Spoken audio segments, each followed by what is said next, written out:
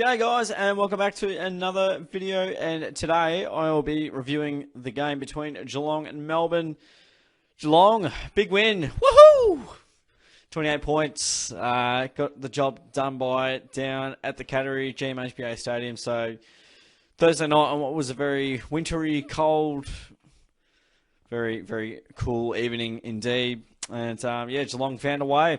So it was super promising, prolific performance by the Cats after, well, we all know what happened last year. The preliminary final was a bit of a non-event from a Cats fan perspective and really didn't feature very well at all last year. Melbourne, squashed them a few times. Didn't win at all last year. Lost 3 times to them. So, get the chocolates on this occasion, and yeah, it's a really significant win, a very tough win indeed, and yeah, super proud of the fellas and their effort tonight. They played some good old fashioned, real tough footy, so it was great to see. 31 scoring shots to 18, which was excellent. I think the scoreboard definitely flatters Melbourne a bit. I think a lot of those, were really easy shots we missed too. But, nonetheless, 28-point win, still pretty promising indeed. Yeah, I mean, it was definitely pretty even Stevens for probably a lot of the night, really. Definitely early on. The Dees kicked a couple early, and we were like, oh, this is going to be a bit interesting. But we stuck that, that's for sure, and our clearance game was really good. We sort of nullified Melbourne breaking out of front of stoppage, which we know they do really well, and that's their strength. Running out the front door, blitz halves on Petrarca was a really good move. Also having him just mind Clary as well at times, so that was excellent to see. Blitz in the guts there, helping out big time. I felt like we did a lot of things right. Probably one thing that definitely was stark was just our kicking inside 50. Probably, lacked a bit of polish at times, and we probably didn't handle the moment too well at certain stages of the game. But really, when the chips were down for a good chunk of it, and we just had to deliver, and we did. We found a way late, and in that last quarter, sort of broke the game open, which was promising to see. But yeah, some key things in the game. Obviously, seeing Stanley almost tag gone in a sense.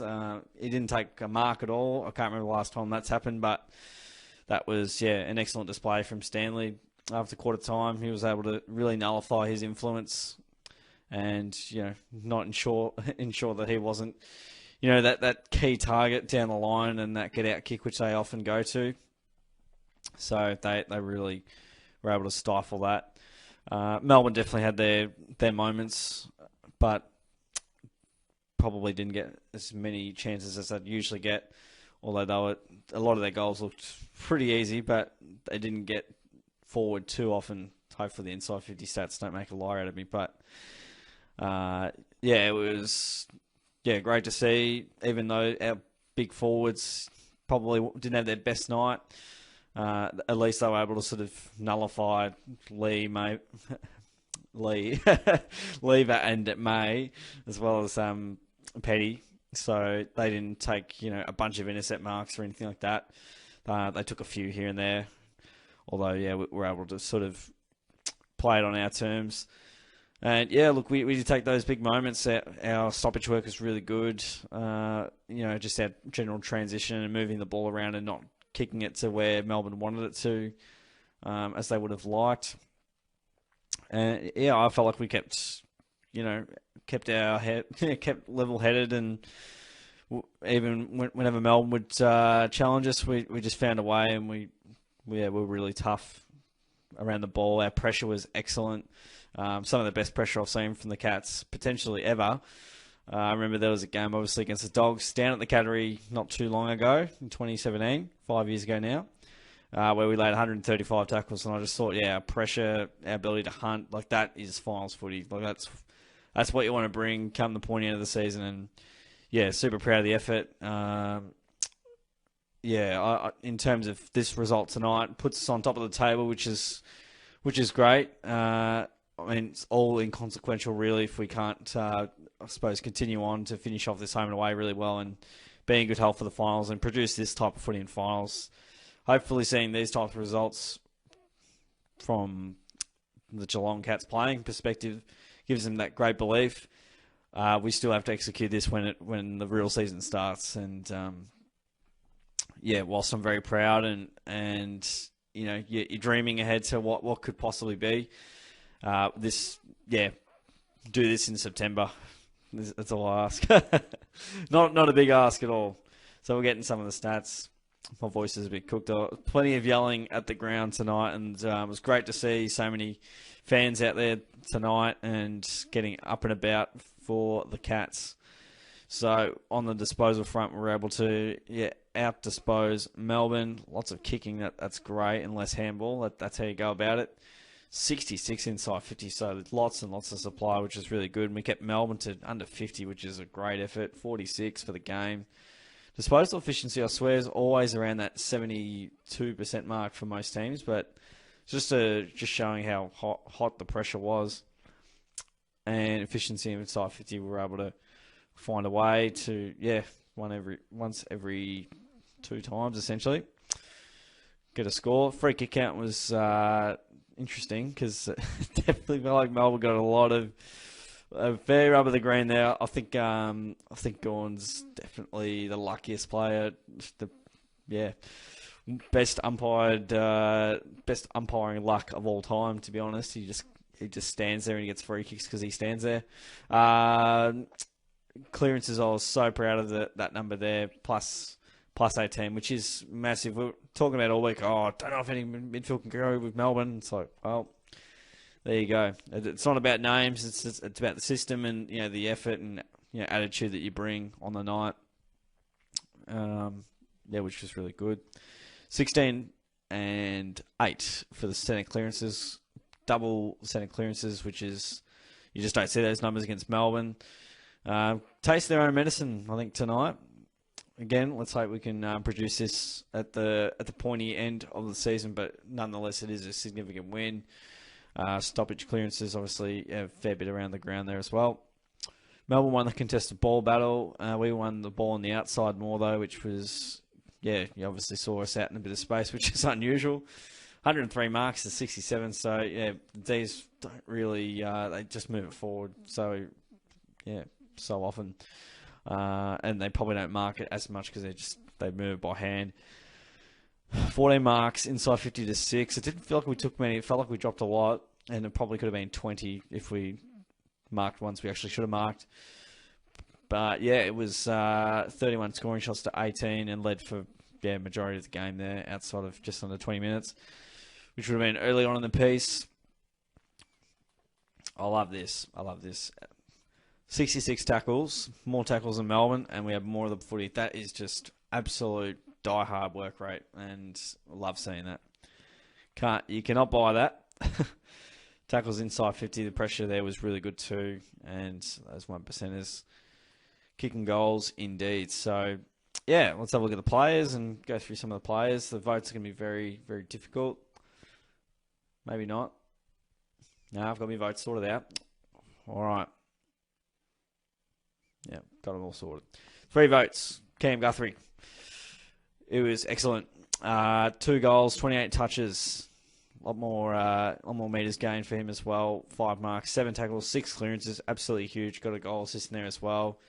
Had some clutch finishes there, which was, they were both really difficult goals, and he kicked them both, which was awesome. I think one went across the face from outside 50, but he's super tough. His tackling's been awesome. His work around the contest has been magnificent.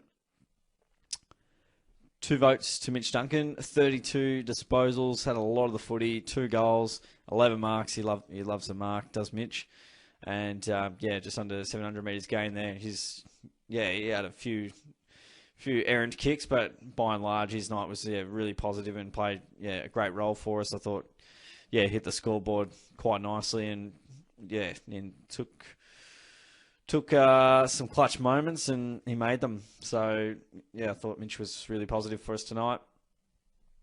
1 vote, Tom Atkins. I love him. I love Tom. He kicked a goal when we were missing them all. He got 21 touches, and I'm just getting to the real juicy bits. 9 tackles, 9 clearances. Absolutely brilliant. He's an absolute ball magnet in the middle, and tell you what, he's do not put Parfitt into the side, or don't take Atkins out of the middle if it's for Parfitt or anything like that. He's an absolute star. Keep him in the midfield, and yeah, good things will happen. We'll go through the rest. So the top 3 were the top 3 in the end. Dangerfield back to some of his best footy. Needs to do some goal kicking practice though. 0-4, unfortunately. 31 disposals, 5 marks, 9 clearances. He was, at 700 metres gained, goal assist. So it was brilliant. Back to some of his best form. Beast in the contest as always.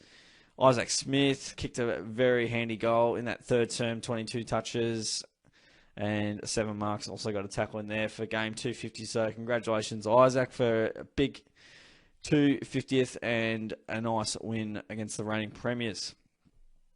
I haven't missed anyone there. Good.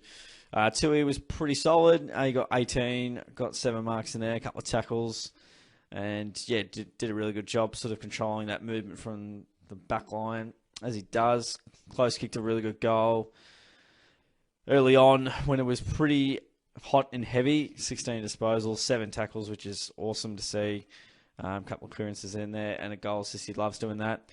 Selwood was quiet, but he definitely worked himself into the game as the game wore on. Ended up with 23. I think that's 3 tackles, 7 clearances, won it out of the contest pretty well, and got a goal assist. Kicked out on the full earlier. It wasn't too good, but that's all right. Holmes, very stiff not to get a vote. He was absolutely brilliant. He kicked a goal, 17 touches, 7 marks, 3 tackles, couple of clearances next to his name, and a goal assist. He was probably his best game for the club. He was just marking everything early and did a great job on the wing. Blitzarves, can't sing his praises enough. He probably kept Petrarca and Viney and these guys, Oliver, to some more respectable numbers. So, Blitz did some great job in the ruck. Some great work in the ruck, not some great job. Got some clearances as well. Stengel, 1 goal, 3. But had some brilliant moments. He had 15 touches, 5 tackles, and also he doesn't mind a clearance as well. But he was the money man, Stengel. He probably missed some that he'd normally cash in most occasions, but some rundown tackles which were great. Menegola's game was really positive. Had a couple of moments, but his output was really solid, and loves to move that ball down the wing and gives us some forays forward. Jeremy Cameron, so what do we get out of Jezza tonight? So he's a bit quieter on the scoreboard, just got the solitary point and worked his way sort of into that midfield.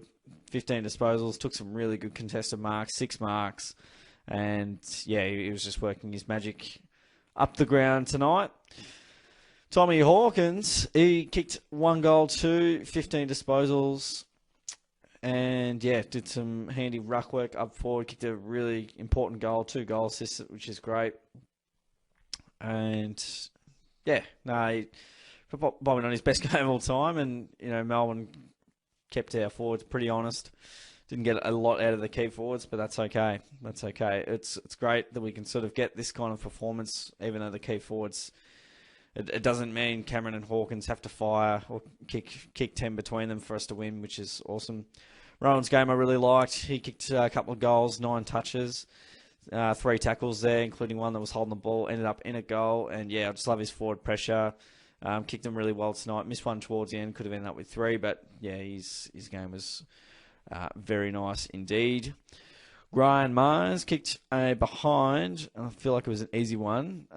He got 19, but got a couple of goal assists in there, which is, very valuable stuff. A couple of clearances as well.